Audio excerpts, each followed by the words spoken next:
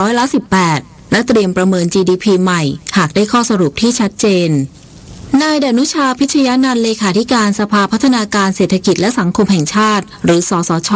เปิดเผยว่าขณะนี้ยังไม่สามารถประเมินผลกระทบจากกรณีสหรัฐพิจารณาปรับอัตราการเก็บภาษีจากไทยได้อย่างชัดเจนเนื่องจากการเจรจายังไม่เสร็จสิ้นเชื่อว่าทีมไทยแลนด์ได้เตรียมข้อเสนอเพิ่มเติมไว้แล้วเพื่อจะส่งให้สหรัฐทันก่อนวันที่ 9 กรกฎาคมนี้ทั้งนี้สภาพัฒน์ได้ประมาณการอัตราการขยายตัวทางเศรษฐกิจหรือ GDP ของไทยในปี 2568 อยู่ในกรอบ1.3 ถึง 2.3 โดยอิงสมมุติฐานอัตราภาษีนำเข้าที่สหรัฐเคยประกาศเก็บไทยที่36%อย่างไรก็ตามล่าสุดเวียดนามสามารถตกลงลดภาษีลงเหลือ20%ขณะที่ไทยยังไม่ทราบอัตราสุดท้ายจึงอาจจำเป็นต้องทบทวน GDP ใหม่หลังได้ข้อสรุปที่ชัดเจนอย่างไรก็ตามสสช.ได้ตั้งสมมติฐานโดยคาดการณ์ว่าสหรัฐจะจัดเก็บภาษีประเทศไทยที่18%ซึ่งพิจารณาจาก3ประเทศที่ได้มีการเจรจาภาษีกับสหรัฐแล้วได้แก่จีนอังกฤษและเวียดนามซึ่งเป็นตัวเลขคาดการณ์หากต่ำกว่านี้ก็จะเป็นผลดีต่อไทยมากกว่าตอนนี้เรารู้ว่าเวียดนามได้20ถูกไหมครับแต่อย่างที่ผมเรียนว่ามันดูเวียดนามคนเดียวไม่ได้มันก็ต้องดูมาเลดูอินโดด้วยถูกไหมครับแล้วของเราเองจะได้เท่าไหร่นะครับมันก็วิ่งมาได้ตั้งแต่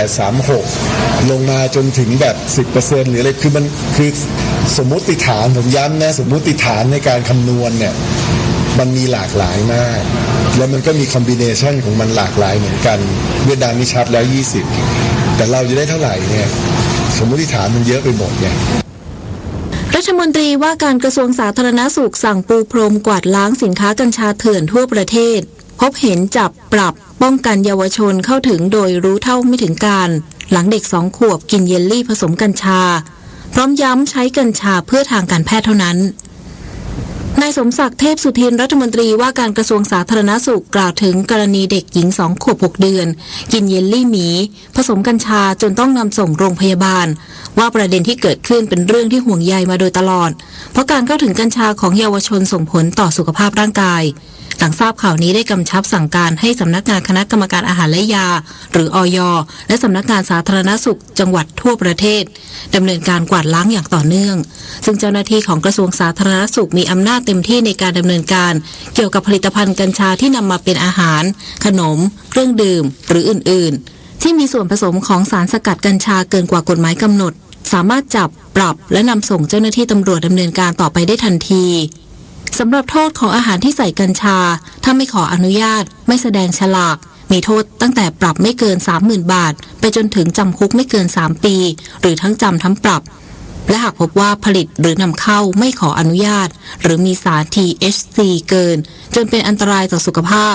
เข้าข่ายเป็นอาหารไม่บริสุทธิ์มีโทษจำคุกไม่เกิน2 ปีหรือปรับไม่เกิน 20,000 บาทหรือทั้งจำทั้งปรับหากมีข้อสงสัยหรือพบเห็นผลิตภัณฑ์สุขภาพที่ไม่ได้มาตรฐานหรือได้รับอันตรายจากการบริโภคผลิตภัณฑ์สามารถแจ้งเบาะแสได้ที่สายด่วนอย 1556 สำนักงานสาธารณสุขจังหวัดทั่วประเทศหรือกรมการแพทย์แผนไทยรัฐบาลเชิญชวนร่วมงานมหกรรมซอฟต์พาวเวอร์ที่ใหญ่ที่สุดในเอเชียตะวันออกเฉียงใต้ Splash Soft Power Forum 2025 ระหว่างวันที่ 8-11 กรกฎาคมนี้ที่ศูนย์การประชุมแห่งชาติสิริกิติ์นายจิรายุห่วงทรัพย์โฆษกประจำสำนักนายกรัฐมนตรีเปิดเผยว่ารัฐบาลบูรณาการความร่วมมือยกระดับซอฟต์พาวเวอร์ไทยสู่ตลาดโลกอย่างเป็นรูปธรรมจัดงานซอฟต์พาวเวอร์ที่ใหญ่ที่สุดในเอเชียตะวันออกเฉียงใต้ Splash Soft Power Forum 2025 ระหว่างวันที่ 8-11 กรกฎาคม 2568 เวลา 10 นาฬิกาถึง 20 นาฬิกาฮ1-4 ศูนย์การประชุมแห่งชาติสิริกิติ์ภายใต้ความร่วมมือของกระทรวงวัฒนธรรมกรมส่งเสริมวัฒนธรรมคณะกรรมการยุทธศาสตร์ซอฟต์พาวเวอร์แห่งชาติคณะกรรมการพัฒนาและอนุกรรมการทุกสาขาโดยประสานพลังภาครัฐเอกชนชุมชนและเครือข่ายนานาชาติร่วมจัดงานขึ้นภายใต้แนวคิดโอกาสประเทศไทยในอุตสาหกรรมวัฒนธรรมสร้างสรรค์ซึ่งเปรียบเสมือนสายน้ำแห่งโอกาสที่กำลังหล่อเลี้ยงทุนวัฒนธรรมไทยให้เติบโตสู่เศรษฐกิจใหม่อย่างยั่งยืนผ่านการผนึกกำลังของ14อุตสาหกรรมซอฟต์พาวเวอร์ Power ต่อยอดสู่ตลาดโลกอย่างเป็นรูปธรรมซึ่งอีกหนึ่งหัวใจของงานอยู่ที่ Visionary State ซึ่งรวบรวมผู้รู้จริงแนวหน้าจากไทยและต่างประเทศเพื่อแลกเปลี่ยนมุมมองและแบ่งปันประสบการณ์สร้างมูลค่าทางวัฒนธรรมให้ทรงพลังรวมถึงผู้นำที่ร่วมขึ้นเวทีแลกเปลี่ยนความคิดเห็นอย่างคับคั่งอาทินางสาวแพทองธารชินวัตรนายกรัฐมนตรีและรัฐมนตรีว่าการกระทรวงวัฒนธรรมนายทักษิณชินวัตรนายกรัฐมนตรีคนที่ 23และนายเศรษฐาทวีสินนายกรัฐมนตรีคนที่ 30สำหรับผู้ที่สนใจสามารถเข้าร่วมงานได้ฟรีเพียงลงทะเบียนล่วงหน้าที่ splash.thakka.go.thสำนักงานสถิติแห่งชาติขยายโครงการเก็บสัมมโนประชากรและเคหะพุทธศักราช 2568 ทั้งระบบออนไลน์และส่งคุณมาดีลงพื้นที่เก็บข้อมูลจนถึงวันที่ 15 กรกฎาคมนี้นายพุทธพงษ์โนไทยสงฆ์ผู้อำนวยการสำนักงานสถิติแห่งชาติกล่าวว่าจากการที่สำนักงานสถิติแห่งชาติได้ดำเนินการโครงการเก็บสัมมโนประชากรและเคหะพุทธศักราช 2568 ตั้งแต่วันที่ 1 เมษายนที่ผ่านมาภาพรวมการดำเนินโครงการสามารถเก็บข้อมูลได้กว่า70%แล้วโดยแบ่งเป็น2ส่วนคือในส่วนของการกรอกข้อมูลออนไลน์กว่า12%ซึ่งเชื่อว่าการที่ประชาชนกรอกข้อมูลผ่านระบบออนไลน์น้อยส่วนหนึ่งเป็นเพราะระบบออนไลน์ดำเนินการเป็นปีแรกและจากภัยมิจฉาชีพประชาชนจึงห่วงเรื่องความปลอดภัยในการให้ข้อมูลขณะที่การส่งคุณมาดีลงพื้นที่เก็บข้อมูลได้ข้อมูลกว่า60%ซึ่งแม้จะสามารถนำข้อมูลที่ได้มาใช้ได้แต่เพื่อให้มีการเก็บข้อมูลให้เต็มศักยภาพยิ่งขึ้นสำนักงานสถิติแห่งชาติจึงขยายเวลาการจัดเก็บข้อมูลออกไปจนถึงวันที่ 15 กรกฎาคมนี้ทั้งการเก็บข้อมูลแบบออนไลน์และการส่งคุณมาดีลงพื้นที่โดยย้ำว่าข้อมูลที่ให้ไม่ใช่ข้อมูลเชิงลึกและประชาชนยังสามารถขอตรวจสอบบัตรประจำตัวคุณมาดีเพื่อป้องกันมิจฉาชีพได้เช่นเดิมและในส่วนของหน่วยงานจะสามารถดึงข้อมูลไปใช้ได้ประมาณเดือนกันยายนนี้ทั้งนี้ผู้อำนวยการสำนักงานสถิติแห่งชาติยังเชิญชวนประชาชนที่ยังไม่ได้ให้ข้อมูลสัมมโนประชากรมั่นใจความปลอดภัยและร่วมให้ข้อมูลทั้งในระบบออนไลน์ผ่านแอปพลิเคชันทางรัฐหรือให้กับคุณมาดีเพื่อให้สำนักงานสถิติแห่งชาตินำไปใช้ในการวางแผนพัฒนาเศรษฐกิจของประเทศต่อไปกองทุนเงินให้กู้ยืมเพื่อการศึกษาชี้แจงกรณีผู้กู้ยืมร้องเรียนมียอดหนี้เพิ่มในแอปพลิเคชันกยศคอนเน็กยืนยันไม่กระทบสิทธิผู้กู้ยืมนางสาวนันทวรรณวงศ์ขจรกิตติผู้จัดการกองทุนเงินให้กู้ยืมเพื่อการศึกษาหรือกยศเปิดเผยว่ากรณีมีการโพสต์ร้องเรียนจากผู้กู้ยืมที่ชำระหนี้ในวันที่ 5 กรกฎาคมว่ามียอดหนี้ในแอปพลิเคชันกยศคอนเน็กเพิ่มขึ้นกรณีดังกล่าวเป็นผลจากการที่กยศนำเงินที่ผู้กู้ยืมชำระหนี้ณขณะนั้นไปลดหนี้เฉพาะเงินต้นทั้งหมด100%โดยไม่ได้นำไปลดดอกเบี้ยและเบี้ยปรับซึ่งเป็นวิธีการชำระชั่วคราวก่อนการพัฒนาระบบดิจิทัลจึงทำให้ยอดหนี้คงเหลือยังคลาดเคลื่อนแต่ในปัจจุบันกยศได้พัฒนาระบบดิจิทัลในการตัดลำดับการชำระหนี้ให้สอดคล้องกับกฎหมายที่เปลี่ยนไปและยังได้มีการเปลี่ยนลำดับการตัดชำระหนี้ย้อนหลังไปถึงวันแรกที่ผู้กู้ยืมเริ่มชำระหนี้ดังนั้นยอดหนี้คงเหลือของผู้กู้ยืมบางรายที่แสดงในแอปพลิเคชันกยศคอนเน็กณวันที่31 พฤษภาคม 2568 จึงอาจมีการเพิ่มขึ้นจากยอดหนี้ชั่วคราวสำหรับผู้กู้ยืมที่มีการชำระหนี้เพิ่มเข้ามาหลังจากวันดังกล่าวกยศจะนำเงินที่ชำระไปลดหนี้ตามกฎหมายและจะแสดงยอดหนี้ที่เป็นปัจจุบันภายในเดือนกรกฎาคม 2568 ทั้งนี้ผู้กู้ยืมเงินสามารถตรวจสอบยอดหนี้ได้ที่แอปพลิเคชันกยศคอนเน็กหรือสอบถามเพิ่มเติมได้ที่ไลน์บัญชีทางการกยศหรือโทร 020164888 ปฏิพล สถาพรหมมารายงานธนาคารอาคารสงเคราะห์เพิ่มสภาพคล่องให้ลูกค้าต่อเติมบ้านในฝันกับสินเชื่อซ่อมแต่งและสินเชื่อซ่อมแต่ง plus อัตราดอกเบี้ยพิเศษเริ่มต้นเพียง1% ต่อปีธนาคารอาคารสงเคราะห์หรือทอส.เพิ่มสภาพคล่องให้กับลูกค้าที่ต้องการรีโนเวทต่อเติมที่อยู่อาศัยหรือซื้ออุปกรณ์และสิ่งอำนวยความสะดวกที่เกี่ยวเนื่องเพื่อประโยชน์ในการอยู่อาศัยอาทิเปลี่ยนเฟอร์นิเจอร์และเครื่องใช้ไฟฟ้าใหม่หรือติดตั้งโซลาร์รูฟสามารถกู้เพิ่มเพื่อบ้านในฝันกับสินเชื่อซ่อมแต่งและสินเชื่อซ่อมแต่ง plus ให้กู้รวมวงเงินสูงสุดไม่เกิน 300,000 บาทต่อรายโดยวงเงิน 100,000 บาทแรกอัตราดอกเบี้ยเริ่มต้น1%ต่อปีผ่านสินเชื่อซ่อมแต่งและอัตราดอกเบี้ย1.99% ต่อปีในวงเงิน 200,000 บาทถัดมาผ่านสินเชื่อซ่อมแต่ง plus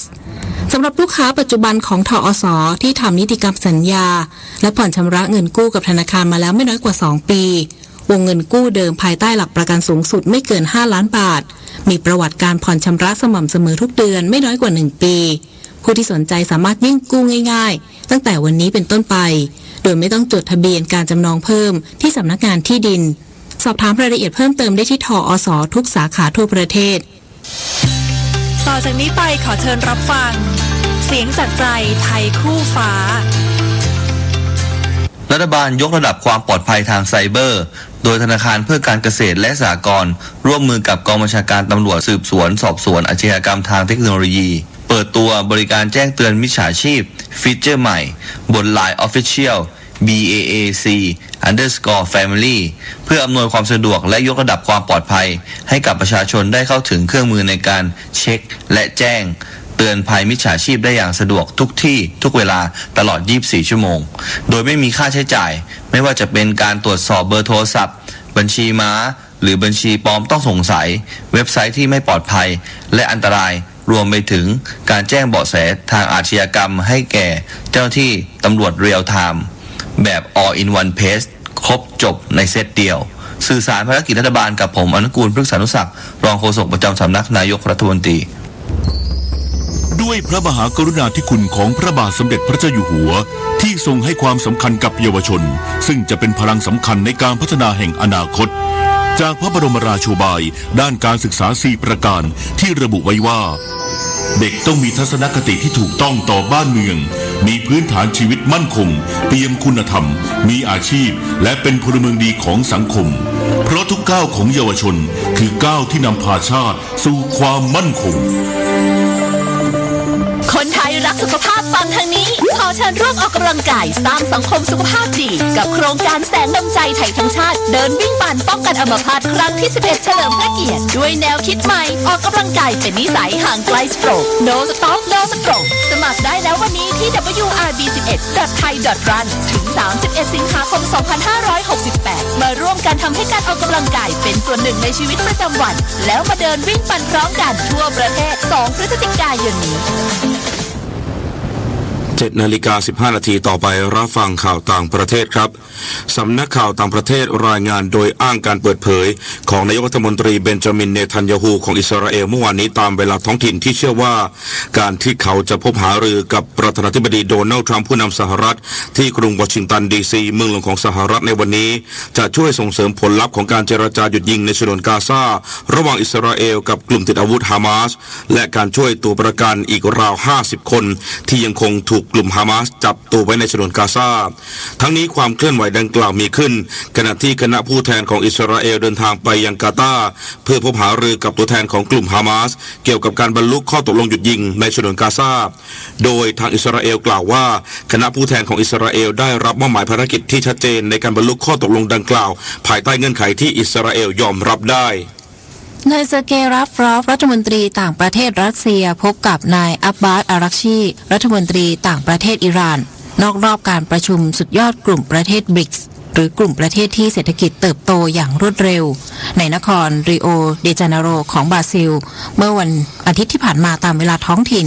เพื่อหารือเกี่ยวกับการแก้ไขข้อพิพาทโครงการนิวเคลียร์อิหร่านโดยนายลาฟรอฟเน้นย้ำว่าปัญหาทั้งหมดที่เกี่ยวข้องกับโครงการนิวเคลียร์ดังกล่าวจะต้องได้รับการแก้ไขโดยวิธีทางการทูตรัฐมนตรีต่างประเทศรัสเซียยังประณามการที่อิสราเอลและสหรัฐเปิดฉากโจมตีในดินแดนของอิหร่านเมื่อเดือนมิถุนายนที่ผ่านมาส่งผลให้โครงสร้างพื้นฐานด้านนิวเคลียร์ของอิหร่านซึ่งอยู่ภายใต้การดูแลของทบวงการพลังงานปรมาณูระหว่างประเทศได้รับความเสียหายอย่างหนักสำนักข่าวต่างประเทศรายงานโดยอ้างแถลงการของสำนักงานอุตุนิยมวิทยาของญี่ปุ่นหรือ JMA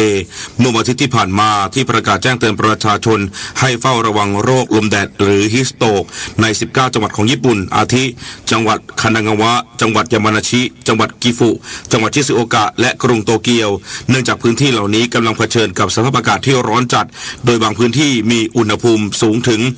38.3 องศาเซลเซียส JMA ยังเตือนว่าในหลายพื้นที่ของญี่ปุ่นยังคงต้องเผชิญกับสภาพอากาศร้อนจัดต่อเนื่องในวันนี้พร้อมขอความร่วมมือให้ประชาชนใช้มาตรการป้องกันโรคลมแดดขณะที่หน่วยงานดับเพลิงของกรุงโตเกียวเปิดเผยว่ามีประชาชนในกรุงโตเกียวจำนวน28คนถูกนำตัวส่งโรงพยาบาลเนื่องจากมีอาการป่วยที่เชื่อมโยงกับอาการฮีสโตรกสำนักข่าว AFP รายงานโดยอ้างแถลงการของนายอัสซานคานโฆษกรัฐบาลปากีสถานเมื่อวันอาทิตย์ที่ผ่านมาที่ระบุว่ายอดผู้เสียชีวิตจากเหตุอาคารที่พักอาศัยแห่งหนึ่งที่มีความสูงถึง5ชั้นในนครการาจีซึ่งคือเมืองใหญ่ที่สุดของปากีสถานพังถล่มลงมาเมื่อวันที่4กรกฎาคมที่ผ่านมาเพิ่มขึ้นเป็นอย่างน้อย27คนนายอัสซานคานยังกล่าวเพิ่มเติมว่าเจ้าหน้าที่กู้ภัยสามารถเคลื่อนย้ายเศษซากปรักหักพังส่วนใหญ่ออกจากบริเวณจุดเกิดเหตุแล้วและปฏิบัติการค้นหาผู้รอดชีวิตจากเหตุการณ์อาคารถล่มในครั้งนี้สิ้นสุดลงเมื่อช่วงบ่ายของวันที่6กรกฎาคมที่ผ่านมาด้านเจ้าหน้าที่รัฐบาลปากีสถานเปิดเผยว่ารัฐบาลปากีสถานประกาศว่าอาคารแห่งนี้ไม่มีความปลอดภัยและได้ส่งหนังสือแจ้งไปยังผู้ที่พักอาศัยให้ย้ายออกจากอาคารดังกล่าวแล้วช่วงระหว่างปี 2565 ถึง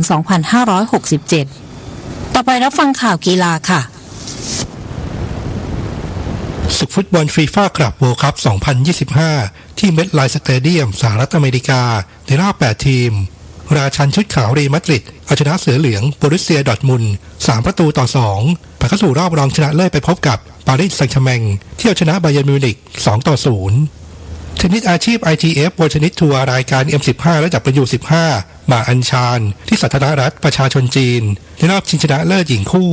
เพียงชานผลิพืชกับหวังเจียฉีจากจีนเป็นคู่มือวางอันดับ2ของรายการช่วยกันหวดเอาชนะซานดูกาสเคนซิบาเยวาจากคาซัคสถานกับโซเฟียลันเซเล่คู่มือวางอันดับ4ของรายการ2-1เซต6-7ไทยเบรก6-8 6-4และซุปเปอร์ไทยเบรก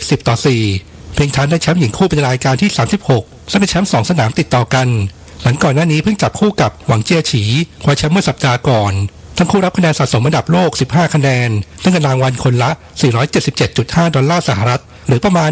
15,500 บาทด้านชายคู่พวิทย์สอนหลักทรัพย์กับธนเพชรฉันทะแพ้คู่มือวางอันดับ1จากญี่ปุ่นชินจิฮาซาวะกับเรียวทาโร่ทากุจิ1-2เซต7-6ไทยเบรก7-3และ3-6ซุปเปอร์ไทยเบรก4-10พวิทย์กับธนเพชรได้รองแชมป์ส่วนชายเดี่ยวกสิดิษฐ์สำเร็จมือวางอันดับ2ของรายการแพ้กับโคกิมัตสึดะจากญี่ปุ่น0-2เซต1-6 6-7ไทยเบรก7-9กสิดิษฐ์ได้รองแชมป์เช่นกันนางสาวแพทองธารชินวัตรรัฐมนตรีว่าการกระทรวงวัฒนธรรมโพสต์ข้อความบน X แสดงความยินดีกับเติ้ลทัศนพลอินทรภูวศักดิ์นักแข่งรถฟอร์มูล่า3โดยระบุว่ายินดีกับชัยชนะของเติ้ลทัศนพลอินทรภูวศักดิ์กับการสร้างประวัติศาสตร์หน้าใหม่คว้าชัยชนะในศึก FIA Formula 3 Championship British Spin Race 2025ณสนามซิลเวอร์สโตนประเทศอังกฤษเป็นคนแรกของไทยที่รับชัยชนะนี้สำหรับชัยชนะครั้งนี้ของทัศนพลสังกัดทีมแคมโปสเรซซิ่งจะเป็นความสำเร็จครั้งสำคัญที่ตอกย้ำศักยภาพของนักกีฬาไทยในระดับสากลการแข่งขันจักรยานเสือภูเขาทางเรียบและจักรยานประเภทถนนไทยแลนด์โอเพ่นชิงแชมป์ประเทศไทยสนามที่2ที่อุทยานแห่งชาติคลองลานอำเภอคลองลานจังหวัดกำแพงเพชรนายสุนทรรัตนากรนายกองค์การบริหารส่วนจังหวัดกำแพงเพชรเป็นประธานเปิดการแข่งขันจักรยานประเภทถนนพร้อมด้วยพลเอกเดชาเหมกระศรีนายกสมาคมกีฬาจักรยานแห่งประเทศไทยสำหรับผลการแข่งขันประเภทถนนรุ่นประชาชนหญิงที่1ได้แก่หทัยเพชรใจสว่าง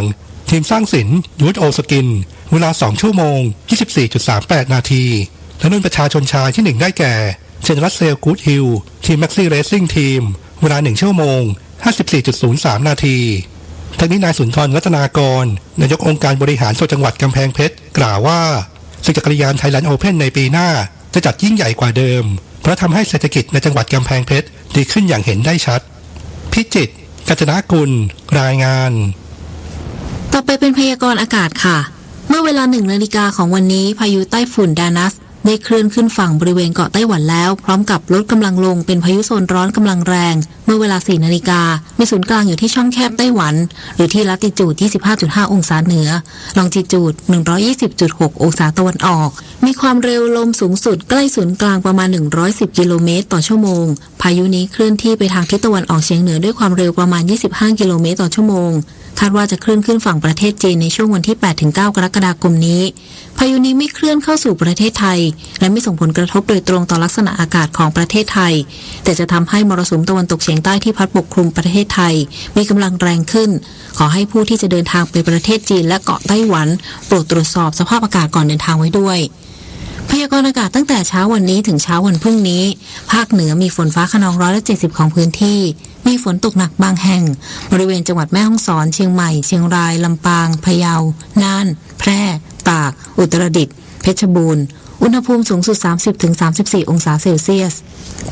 ภาคตะวันออกเฉียงเหนือมีฝนฟ้าคะนอง170ของพื้นที่มีฝนตกหนักบางแห่งบริเวณจังหวัดเลยหนองคายบึงกาฬอุดรธานีสกลนครนครพนมกาฬสินธุ์มุกดาหารยโสธรอำนาจเจริญและอุบลราชธานี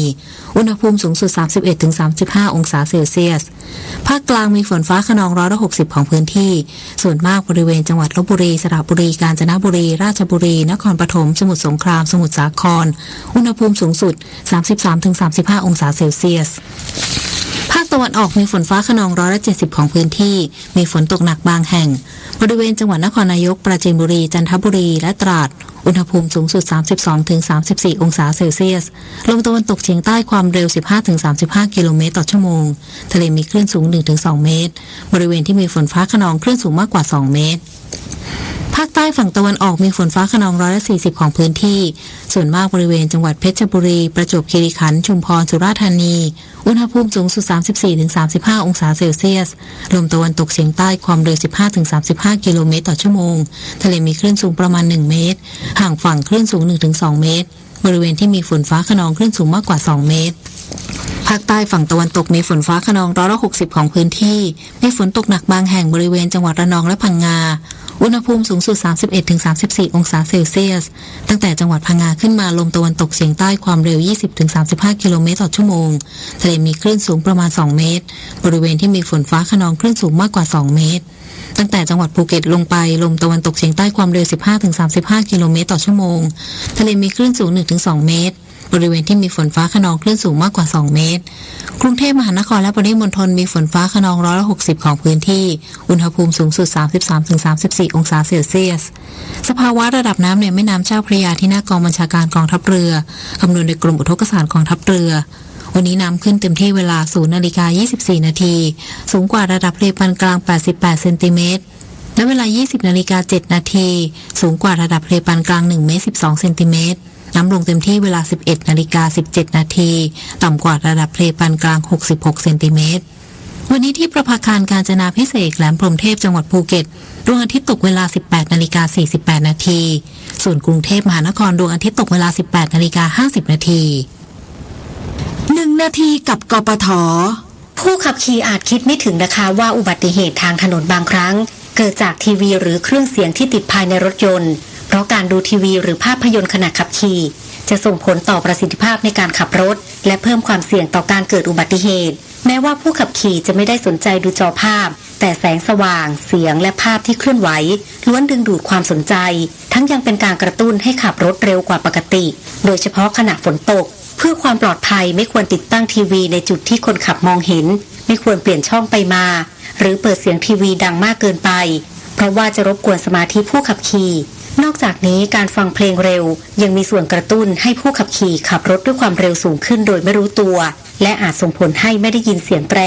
หรือเสียงจากสภาพแวดล้อมรอบข้างทำให้การประเมินสถานการณ์รอบข้างและการรับรู้นั้นช้ากว่าปกติส่งผลให้สมรรถนะในการขับขี่ลดลงค่ะด้วยความปรารถนาดีจากกรมประชาสัมพันธ์และกองทุนเพื่อความปลอดภัยในการใช้รถใช้ถนนกรมการขนส่งทางบกกระทรวงคมนาคมรู้รักภาษาไทยโดยความร่วมมือของสำนักงานราชบัณฑิตยสภาและกรมประชาสัมพันธ์วันนี้เสนอคำว่าสแปมหรือข่าวขยะสแปมมีหลายความหมายหนึ่งหมายถึงข่าวขยะข่าวขยะคือข้อความที่ส่งมาทางสื่ออิเล็กทรอนิกส์เป็นข้อความที่ผู้รับไม่ประสงค์รับสแปมที่พบเห็นได้บ่อยได้แก่การส่งสแปมผ่านทางอีเมลในการโฆษณาชวนเชื่อหรือโฆษณาขายของโดยการส่งอีเมลสามารถส่งจากที่ใดก็ได้ในโลกโดยที่เราไม่รู้เลยว่าผู้ที่ส่งมานั้นเป็นใครหรือเป็นการแอบอ้างหรือไม่เนื่องจากปัจจุบันมีการส่งสแปมที่สามารถปลอมชื่อและอีเมลผู้ส่งได้ จุดประสงค์คือผู้ส่งส่วนใหญ่ต้องการที่จะโฆษณาสินค้าหรือบริการต่างๆที่จะทำให้ผู้รับรำคาญใจและเสียเวลาในการกำจัดข้อความ ผู้มีคำถามการใช้ภาษาไทยสอบถามได้ที่ www.orst.go.th สาระนานากับสารานุกรมไทย วันนี้เสนอตอนสัตว์ทะเลหน้าดินที่เกาะติดกับที่หอยนางรมเพลียงหินปะการังและหอยแมลงภู่จัดเป็นสัตว์ทะเลหน้าดินที่เกาะติดกับที่โดยมีสารพวกหินปูนเป็นตัวช่วยในการยึดติดส่วนหอยแมลงภู่จะอาศัยเส้นใยเหนียวที่เรียกว่าเกสรหอยช่วยยึดติดกับพื้นหอยฝาชีหรือหอยหมวกเจ๊กลิ้นทะเลและหอยเป่าฮื้อก็สามารถยึดตัวติดแน่นกับก้อนหินโดยใช้ส่วนเท้าที่มีขนาดใหญ่และแข็งแรงส่วนพวกดอกไม้ทะเลก็จะมีส่วนปลายสุดของลำตัวที่แผ่